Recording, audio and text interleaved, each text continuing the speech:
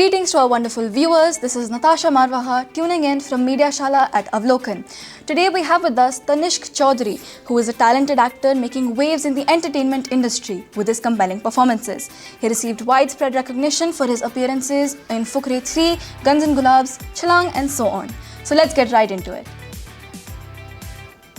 Hello sir, how are you doing today?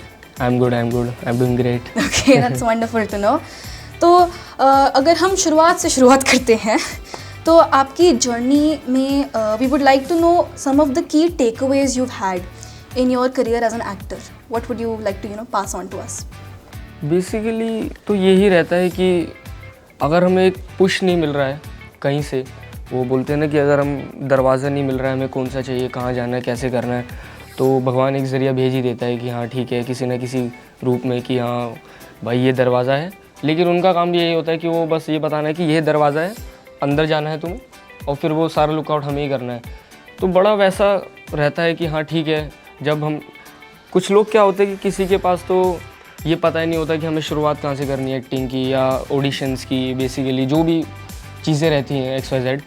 But अगर किसी के पास वो चीज़ है, अगर वो किसी को गाइड भी कर दे, हेल्प कर दे किसी की, तो ऐसा होता है कि आज के टाइम में हमारी इंडस्ट्री में बोलते हैं कि अगर मैं तुम्हें, मेरी एज का ही कोई अगर फ्रेंड हो मेरा, तो उसको बोलते हैं कि ये तो कंपटीशन है मेरा, हम इसको नहीं बताएंगे कि यार यहाँ पे ये प्रोजेक्ट चल रहा है इस कास्टिंग कंपनी में, यहाँ पे ये वाला प्रोजेक्ट चल रहा है, आप जाके ऑडिशन दे दो.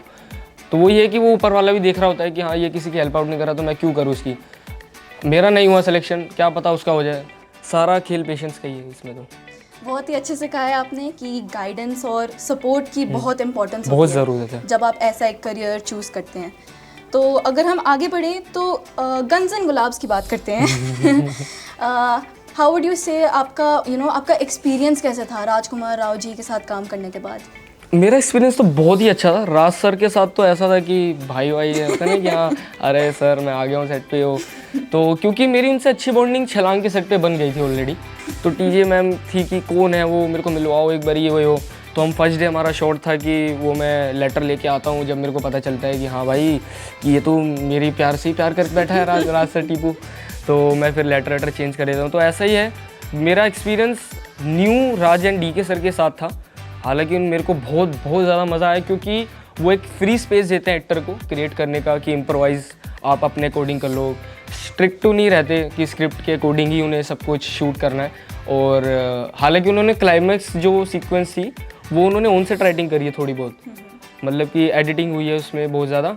और जब मेरे पास स्क्रिप्ट आई थी तो वो बड़ी वैसी अजीब सी उसमें थी, हिंदी भी नहीं थी प्रॉपर. तो मैंने बोला अरे आपने मेरे को स्क्रिप्ट दिया, आपने हिंदी में क्यों नहीं दी मेरे को, मैं डायलॉग किस में बोलूँ. तो लेकिन ये था कि राज एंड DK सर मेरे को बहुत अच्छे लगे. जो उनको पसंद आता था कि यार आप बढ़िया यार तूने तो अपनी तरफ से ये कर दिया, बड़ा अच्छा है ये. और जो उनको नहीं आता तो वो स्ट्रेट फॉरवर्डली मुँह पे बोल देते थे कि यार तनिष ये अकॉर्डिंग टू कैरेक्टर नहीं जा रहा है. हमारी DA थी एक चेष्टा गोस्वामी करके, तो वो मेरे को समझा देती थी. बट वहाँ पे एक कम्युनिकेशन बैरियर रहता है, हालांकि हर सेट पे रहता है, कि वो ऑडिशन ब्रीफ, ऑडिशन स्क्रिप्ट और स्क्रिप्ट की वो जो बताते हैं ना गाइडेंस जो ऊपर लिखी होती है कि यहाँ से आप आ रहे हो ट्रक में बैठ, तो ये सब चीज़ वो इंग्लिश में लिखी होती है. तो फिल्म हम हिंदी में रिलीज़ कर रहे हैं और हिंदी ऑडियंस ही है हमारी, तो आप इंग्लिश में क्यों हमें ब्रीफ कर रहे हो कि so you have to come from here and you stop here Gangaram and you have to do you pick this pen you आप. मैं कहा ठीक है कूल डाउन, आप मेरे को हिंदी में बताओ कि तुम आते हो, खड़े होते हो, पेन उठाते हो और अपने दोस्त के ऊपर गर्राते हो, बस बहुत आराम से. हाँ इंग्लिश में ऐसा नहीं हाथ तंग है, मतलब ठीक है समझ इतनी समझ लेता हूँ कि कोई मेरा पागल नहीं बना पाएगा और इतनी भी बोल लेता हूँ. तो ऐसा है. बट मेरे को बहुत अच्छा एक्सपीरियंस हुआ वहाँ पे. दुलकर सर के साथ मेरा एक्सपीरियंस है. गुलशन देवैया बहुत ही, मैंने उनकी एक प्रोजेक्ट देखा था अफसोस करके, अगर आप सब लोगों ने देखा है तो बहुत प्यारा प्रोजेक्ट था वो, मतलब वो ट्रिपी प्रोजेक्ट था थोड़ा. तो मैं तब से उनको जानता हूँ. और सतीश कौशिक सर भी थे, मतलब जो कि अब हमारे बीच नहीं रहे हैं. तो उनके, हालांकि उनके साथ मेरा शॉट नहीं था, लेकिन बहुत मज़ा आया उनके साथ काम करके. और आदर्श गौरव, मतलब वाइट टाइगर आप सभी ने देखी है हालांकि, और पढ़ी भी होगी नॉवल इसका, तो बहुत मज़ा आया मेरे को. अगर हम गंगाराम के कैरेक्टर की बात करें तो would you say there is any part of जो आपको अपने आप का एक हिस्सा गंगाराम के कैरेक्टर में दिखता हो, जो आपसे रिलेट करता हो? मैं ऐसा ही हूँ. तो हालांकि मैं बैक बेंचर ही था, मतलब पढ़ाई में, लेकिन मैं अच्छा था, मतलब थोड़ा सा एवरेज से थोड़ा सा ऊपर था. बट जब मैंने इसका ऑडिशन दिया था तो मैंने तीनों कैरेक्टर्स का दिया था बेसिकली, गंगाराम का भी, इकलाक का भी और नन्नू का भी, जो तीन दोस्त होते हैं हमारा ग्रुप होता है. तो नन्नू था कि वो बहुत इनोसेंट है, वो मेरे पे जा नहीं रहा था, थोड़ा नटोरियस काइंड ऑफ बच्चा है। मैं कहा ठीक है। इकलाब का ये था कि वो मीडिएट, वो मतलब डरपोक टाइप वो बच्चा है। बट जब मैंने गंगाराम का दिया तो मेरे को ये था कि हाँ मतलब मेरे लिए एक बहुत ज़्यादा वो नहीं था कि हाई नोट था कि हाँ मेरे को बहुत सारी एडिटिंग करनी है कैरेक्टर करते हुए, कि हाँ बहुत सारी तैयारी करनी है। बट मतलब मैं तैयारी वैसे भी नहीं करता हूँ रोल्स की, कैरेक्टर्स की, क्योंकि बहुत easily आ जाता हाँ है। क्योंकि वो फिक्स हो जाता है, और जैसे ही मेरे को कोई चीज़ फिक्स की करी जाती है तो मैं फंस जाता हूँ उधर।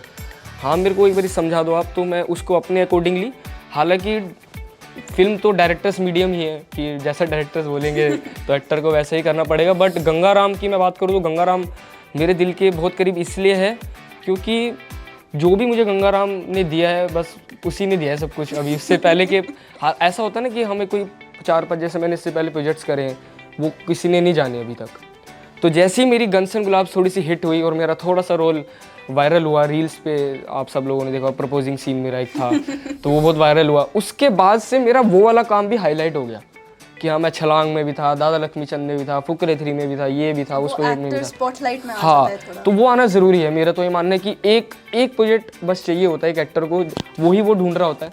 हम सभी भूखे हैं किसी न किसी चीज़ के, कोई स्पोर्ट्स को बोलो तो वो उनके हैं कि हमें को अच्छे बैटिंग करनी है, वो रन के भूखे हैं, बॉलर को विकेट के भूखे हैं, तो ऐसा ही होता है। बट गंगाराम को प्यार बहुत सारा तो अगर हम आज की यूथ की बात करें तो उनका एक थोड़ा सा माइंडसेट बन चुका है कि अगर एक फिल्म में कोई बड़ा लेजेंडरी बॉलीवुड स्टार नहीं है तो वो फिल्म देखने लायक नहीं है, या फिर अगर हमने किसी बिग स्टार के साथ काम नहीं किया तो हमारा काम में कोई मीनिंग नहीं है। तो आपको इस थॉट प्रोसेस के बारे में क्या लगता है, और मतलब how can we oppose this, how can we say कि नो, इवन अंडरग्राउंड एक्टर्स वो भी बहुत इंपॉर्टेंट है इस इंडस्ट्री के लिए। हाँ ऐसा होता है, मतलब कि ये एक स्टीरियोटाइप बना हुआ है हमारी इंडस्ट्री में कि हाँ जब तक कोई बहुत ज़्यादा बड़ा स्टार नहीं हुआ तो फिल्म नहीं चलेगी। Basically it's kind of a business ना एट द एंड, कि हाँ अगर मैं अक्षय कुमार सर को ले रहा हूँ इस फिल्म में और अंडरग्राउंड 4-5 एक्टर्स डालता हूँ तो वो एक अपने ऊपर होता है, एक रोल के ऊपर होता है कि डायरेक्टर ने और राइटर ने किस हिसाब से हमारा रोल लिखा है कि हम अपना स्पेस क्रिएट कर पाएंगे। अब अगर आप गन्स एंड गुलाब्स की बात करो, उसमें राजकुमार सर थे, आदर्श गौरव सर थे, दुलकर, कितने बड़े बड़े स्टार थे। तो लेकिन मेरा रोल ऐसा था कि हाँ ठीक है वो स्पेस मेरे को मिल गया कि मैं भी अलग सा थोड़ा सा दिख गया। ये तो बहुत मुश्किल होता है अब बड़े स्टार्स के साथ अगर आप काम करो तो दिखना, बट ऐसा नहीं है। अगर आप गैंग्स ऑफ वसीपुर की बात करो तो उस टाइम पे तो कोई नहीं जानता था उनको, कोई भी नहीं जानता था राजकुमार सर को, नवाजुद्दीन सिद्दीकी सर को, और भी बहुत सारे, जिशान कादरी, उन सबको, बस अनुराग कश्यप सर को तो सभी जानते। तो ये था, बट हमें पता नहीं होता ना कि रिजल्ट क्या है इसका।